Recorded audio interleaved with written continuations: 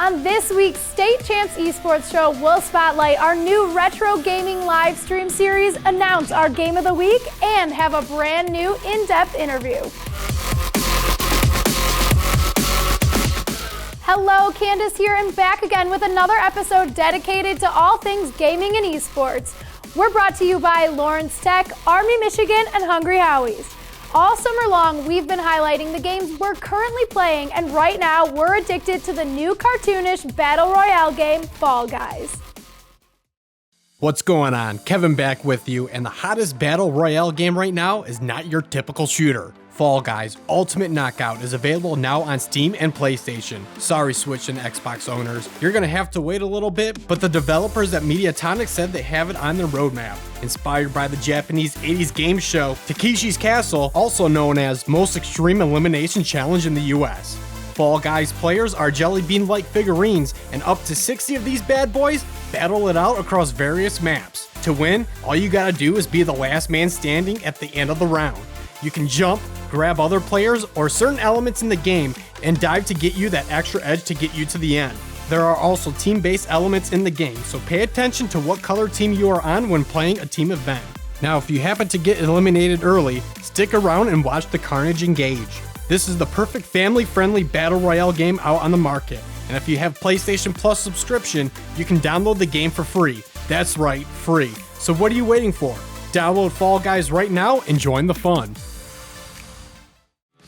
Man, that looks like a lot of fun. Now let's switch gears and check out this interview between our assistant esports manager, Joel Graves, and the creator of the indie game, Mage Quit.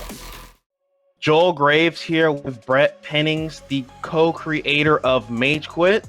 How you doing, Brett? Doing well. Thanks for having me on, Joel. Brett, so where did Mage Quit come from? And where did this idea of this game start? Okay, so have you ever heard of the Ouya? I have not. So it was a kickstarted Android TV console. It was supposed to be a console that you would use sort of like PlayStation. It ran on Android, and it was like one of the first of its kind. And it got backed on Kickstarter. There was a lot of hype around it. It just kind of ended up dying. But at the time, I was very excited because I was like, oh, I can finally develop a console game. My brothers and I had been playing. I used to play a lot of Warcraft 3, and we had been playing.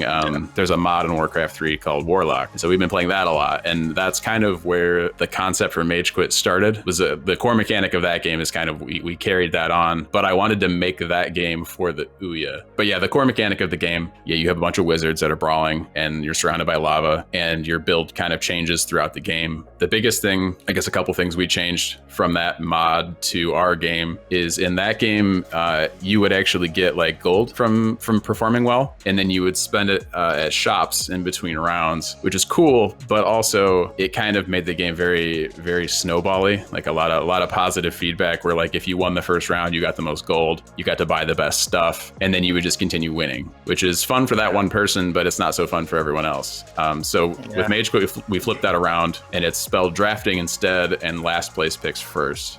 So that way it tries to keep the game more even. You can have more comebacks and things like that. And then the other couple of things are we geared the game more towards controller rather than obviously if it's a Warcraft 3 mod, you don't have controller support. It's just like top down click to move RTS controls. So interestingly, that ended up being one of our challenges with trying to sell the game to people who were used to or who had played the Warcraft mod, and they were expecting that exactly. So they come in and they're like, what are these controls?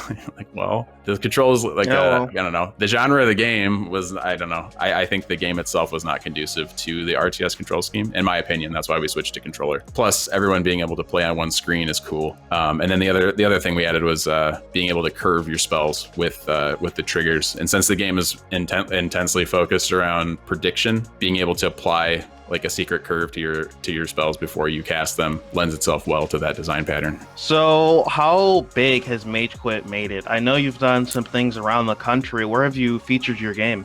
Oh man. So I guess the furthest we've gone away, the furthest I've driven for an event is PAX West in Seattle. That was like a 35-hour drive. I guess all three of the main PAXs in the U.S. So we've been to PAX South and PAX East 3 times each, and then and we've been to West once, mostly because West is not happening this year. And then we've been to various other conventions like GDEX, a bunch of different anime cons all over the place. Gaming con wise, I think at this point, we pretty much do the PAXs and then LTUX when it happens.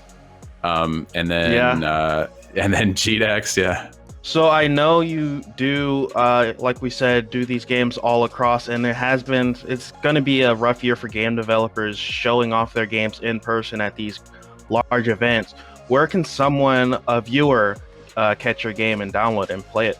Well, so right now our game's out on Steam and it's out on Xbox. So you can definitely pick it up there. We actually just ran a sale this past weekend on Steam, and we're going to be running a similar sale on Xbox end of October, I believe. But yeah, those are the two places you can buy it right now.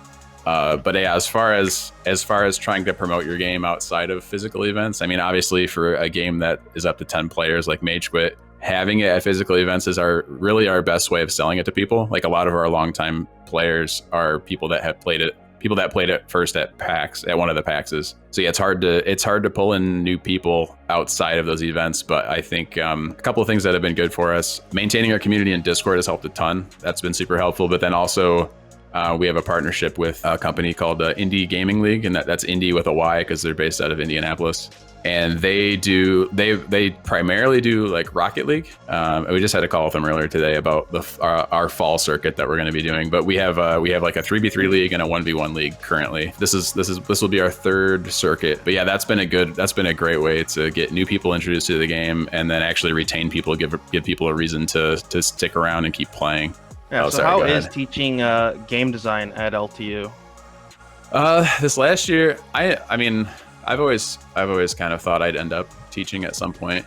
So I enjoy it. Like I enjoy helping students learn about something that I'm already passionate about. This last year was a little weird because, well, I mean, obviously towards the end of it, everything went digital, and then it just kind of, I don't know. It's hard to feel connected with people when it's always a video call, you know? Yeah. And so going into this new year, it's gonna be kind of a hybrid thing where I'll be available in person and teaching at like in Midtown Detroit, and people can come out if they want, but we still have to be able to support people who will only be online. So I think last year I had 12 students. This year it's going to be 8, which is, I'm glad it's not the other way around, because having a smaller number with the current situation will be a lot more manageable. And I think a lot of like one-on-one time, even if it's just like DMs or video calls or whatever, I think that will help subsidize the fact that a lot of it will end up being virtual.